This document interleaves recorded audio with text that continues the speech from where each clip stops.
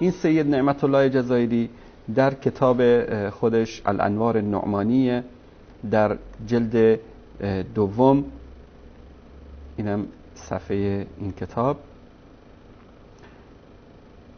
اینم در سال 2008 1429 چاپ شده و در بیروت لبنان. در صفحه 210 این کتاب در جلد دوم در اینجا میاد ناصبی رو تعریف میکنه. میگه که همونطوری که در مورد احکام و احوال نواسب اومده، فی بیان معنی الناسب الذي ورد فی الاخبار انه نجس. ناصبی کی است؟ نجس است.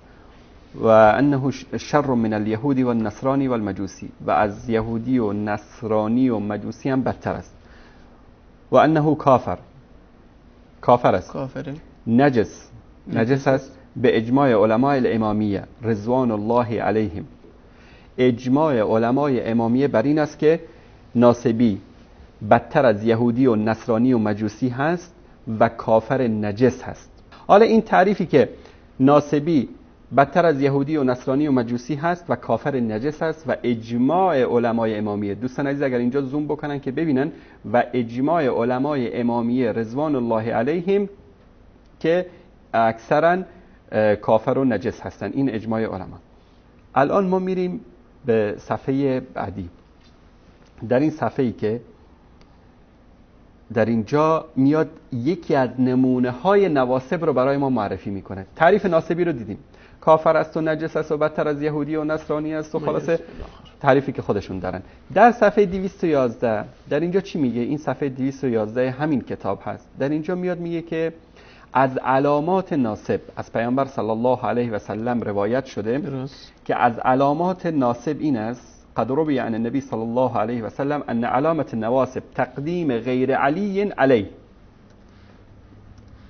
میگه از علامات نواسب این است که غیر علی رو بر علی افضلیت بدن. همین یک صفحه فقط فرق است بین تعریف نواسب و این روایتی که در اینجا ذکر میکنه. یکی از نمونه های این نواسب رو میاد معرفی میکنه. میگه و یؤید هذا المعنى ان الائمه علیهم السلام و خواصهم. میگه این حرفایی که این تعریفاتی که ما کردیم درست تایید میکنه حرفای ائمه و یاران ائمه، اونایی که یاران خاصشون بودن که چیکار کردن؟ اطلقوا لفظ ناصبی علی ابی حنیفه و امثاله. درست که لفظ ناصبی رو بر امام ابو حنیفه رضوان الله تعالی علیه و امثال ایشان اطلاق کردن. حالا این ابو حنیفه رضی الله تعالی عنه رو ناصبی کردن، یعنی و گفتن که این کافر نجس است. حالا حکم این ناصبی چی است مانند ابو حنیفه و غیره؟ حالا اینجا حکم ابو حنیفه و مالک و شافعی و احمد ابن حنبل و من و شما و اهل سنت همه چیه؟ الثانی فی جواز قتلهم، جایز است که اینها رو بکشید و استباحت اموالهم یعنی مال اینها برای تو مباح است به هر شکلی که غنیمت هست بگیر، خمسش هم برای آیت الله مکارم شیرازی و سبحانی بفرست. ببین میگه وقد عرفت ان اکثر الاصحاب ذکروا للناس بذلك المعنى. من فهمیدم، متوجه شدم که اکثر اصحاب ائمه این معنی را در مورد ناصب در فی باب الطهارات و النجاسات و حکم عندهم کالکافر الحربی و حکم ناصبی، حکم امام ابو حنیفه در نزد اونها چیست؟ مثل کافر حربی، کافری که شما باش می‌جنگی، با در حالت جنگ هستی، مثل یک آمریکایی که الان مسلمان‌ها باش در حالت جنگ هستن. ابو حنیفه در نزد شیعیان همین حکم را داره. من شما همه اهل سنت این حکممون هست در نزد. در اینجا روایت دیگری از شیخ طائفه نور الله مرقده، ما میگیم کشف الله سره، در باب خمس غنائم در کتاب تهذیب با سند صحیح، توجه کنند دوستان، با سند صحیح از عن مولانا صادق، از امام جعفر صادق علیه السلام به دروغ روایت میکنه که خود مال الناصبی حیث ما وجدت، مال ناصبی رو، مال ابو حنیفه و امثال اینها رو هر جایی که پیدا کردی بگیر. درست. و ابعث الینا بالخمس، خمسش هم برای ما بفرست.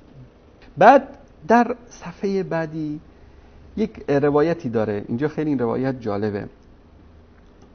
در صفحه 212 ما 210 تعریف ناسب، 210 نمونه از نواسب که امام ابو حنیفه رو ذکر کرده بود، 212 داستان خیلی جالبی است. میگه که اولا در پاراگراف اول در اینجا در همین صفحه 212 میگه که اما اینجا که بعضی میگن که مسلمان هست، مثل قزوینی میگه ولی اهل سنت مسلمان هستن، ما با اینا مشکلی نداریم، برادران مسلمان ما هستن، عزیزان ما هستن. در اینجا میگه و اما اطلاق الاسلام علیهم فی بعض روایات فللضرب من التشبیه فی المجاز، یک تشبیه مجازی بوده چون ظاهرشون به مسلمان ها میمونه، نماز ظاهری میخونن، بله. به خاطر تظاهر ما اینا رو شکار کردیم، بهشون گفتیم که مسلمان هستن. و التفاتا الى جانب التقیه التي هي مناط هذه الاحکام، و توجه شده به جانب چی؟ تقیه. همون گفتیم که 9/10 دین شیعه چی است؟ تقیه است، یعنی دروغ، یعنی نفاق، یعنی دروهی. درست. به ظاهر بیان به شما بگن مسلمان، در باطن میگن که شما کافریت و مستحق جهنمی. درست. در اینجا عزلی ابن یقطین که وزیر هارون الرشید هست، این روایتی رو از ایشون نقل میکنه که ایشون یکی از وزرای خلیفه مسلمین، خلیفه عباسی هارون الرشید رحمت الله علیه بود که شیعه بود، تظاهر به سنیگری میکرد و کسانی که امروز در حکومت‌های اهل سنت، در کشورهای اهل سنت این آخوندهای شیعه رو به عنوان وزیر، به عنوان معاون وزیر، به عنوان استاندار، به عنوان والی تعیین میکنن، این روایت رو بشنون که اینها در هر جایی که به قدرت رسیدن، چه در ظاهر چه در باطن، چه جنایاتی رو انجام دادن. میگه ایشون در زندان هارون الرشید تعدادی از مخالفین بودن. قد اجتمع فی حبسی جماعت من المخالفین و کان من خواص شیعه. این شخص خودش از خواص شیعه بود و در زندان تعدادی از مخالفین رو در اونجا زندان کرده بودن. مخالفین که میگن در کتاباشون یعنی اهل سنت. فامر غلمانه و حدم السقف المحبس للمحبوسین. نوکراشو امر کرد که سقف این زندان رو خراب بکنن رو سر این زندانیای بی پدر مادری که اونجا افتاده بودن. فماتوا كلهم و كانوا 500 رجل. 500 نفر بودن، همه رو کشت، سقف رو خراب کردشون. الان این علی ابن یقطین، این شیعه مخلص 12 امامی، این عمل رو انجام داد. الان بیچاره رو عذاب وجدان گرفته. ببینید چقدر آدم ظریف و لطیفی بوده. این عذاب وجدان گرفته که حالا من این جنایت انجام دادم، حالا چیکار بکنم؟ چیکار میکنه؟ فاراد الخلاص من تبعات دمائهم، خاص از تبعات خون اینها خودش چیکار بکنه؟ خلاص بکنه. فارسل الى الامام مولانا الكاظم، به امام موسی کاظم نامه نوشت. فكتب علیه السلام، ایشون در جوابش چی گفت؟ بأنك لو كنت تقدمت إلي قبل قتلهم لما كان عليك شيء من دمائهم. اگر قبل از اینکه این کارو بکنی برای من نوشته بودی و از من اجازه گرفته بودی، بر تو چیزی نبود. درست. و حيث انك لم تقدم إلي فكفر عن كل رجل قتلته منهم. حالا که این کارو نکردی، از من اجازه نگرفتی، پس تو به خاطر هر مردی که از اونها کشتی کفاره بده. به چی؟ به تیس، به یک گوسفند. به یک گوسفند کفاره بده، یعنی 500 تا گوسفند کفاره بده. و تیس خیر منه، در حالی که گوسفند از این سنی که کشتی خیلی بهتره. الان چی میگه این شخص؟ نعمت الله جزایری میگه فنظر. امین نعمت الله جزایری که خامنه‌ای میگه که یکی از علمای بزرگ علوم الهیه و فلان هست، براش همایش برگزار میکنن، میگه فنظر الى هذه الدیه الجزیله، میگه نگاه کن به این دیه‌ای که بی ارزش هست. التي لا تعادل دیه اخیهم الاصغر و هو کلب الصید، که این دیه برادر کوچیک اهل سنت که سگ شکاری هست هم نمیشه. یعنی دیه یک سنی در نزد شیعیان از دیه یک سگ شکاری هم کمتره. فان دیته 20 درهما، دیه یک سگ شکاری 20 درهم است. ولا دیت اخیهم الاکبر و هو الیهودی او المجوسی، و نه برابری میکنه با دیه برادر بزرگشون. فانها 800 درهم، 800 درهم هست.